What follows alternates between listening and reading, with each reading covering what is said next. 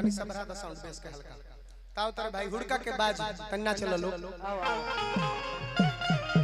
और अरे भाई आओ आओ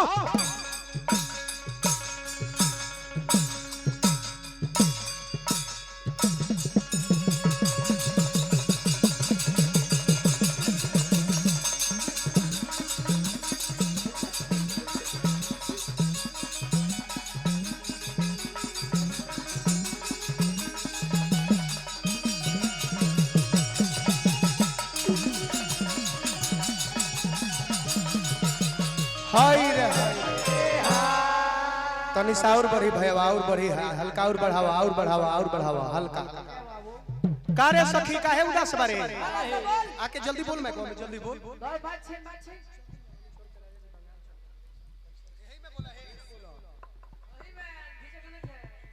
ये सखी चढ़ल जवानी छोड़ के राजा जी बंगाल चल गइल बाड़े हाँ हमरा तो बुझाते नहीं है कि हम अब का करी औरतिया कहतिया अरे तो होई का है टका माल पिया बंगाल में बारे हेलो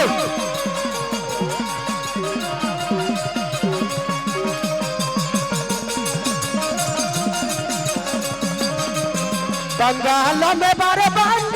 में बारे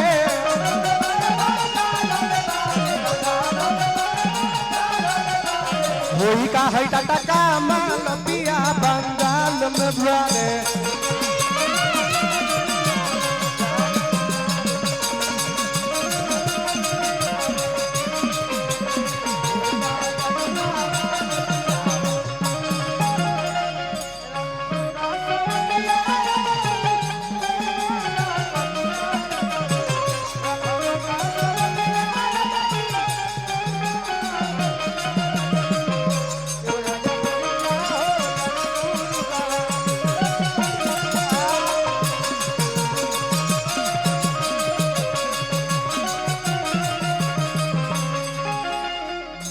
खबका सवतिया राजा जी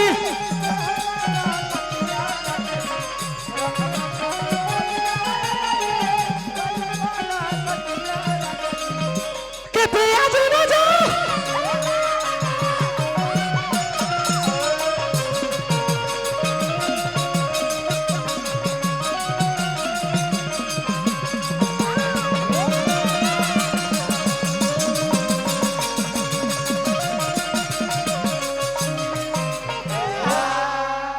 अगला करी में औरतिया कहतिया अरे काजरा लिपस्टिक फेशियल में का पड़ा का कहत रस के कहत कहने से ते कर कामे होवे चलो यही करा दे ए बाबूजी हो बाबूजी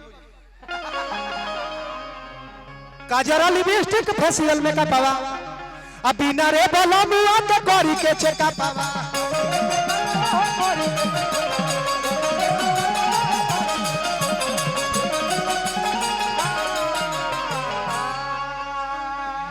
तो गोले नहीं देवरा के दाल पिया बंगाल में बारे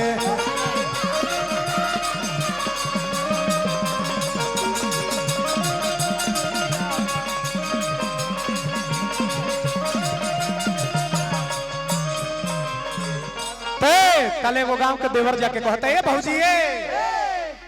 अरे भैया न घन तो हम बानी तो कहता मुंह ना देखला शीशा में कैसन मुंह बा शीशा में जाके देख शीशा में उससे हमरा मतलब नहीं खे हमर राजा जी नहीं खन का तो कहती है कि का कहल चाहत रे खुल के बोल ना बोल तो कहती है कि साल 2 साल पपलम भले आई है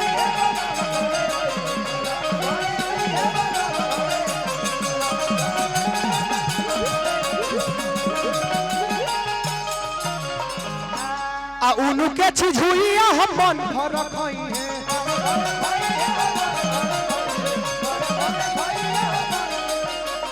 आइला के बाद में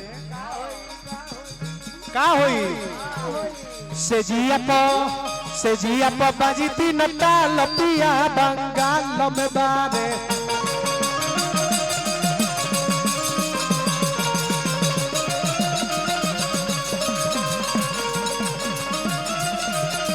हाय तो चली तो तनियो को सोहर